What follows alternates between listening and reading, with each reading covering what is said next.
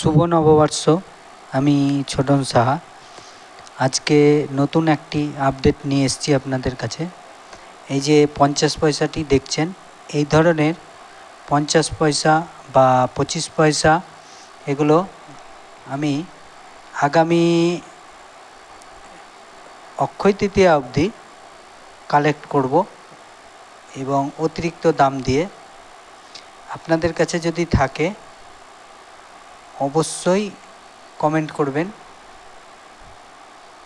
বা আপনার এক টাকার যে কয়েন বিভিন্ন রকম ছবিওয়ালা সেগুলোও কালেক্ট করা হবে। অবশ্যই যদি থাকে কমেন্ট করে জানাবেন। ভালো লাগলে অবশ্যই একটি লাইক করবেন। এই যে এই ধরনের 50 পয়সা বা এই ছবিওয়ালা 1 টাকা,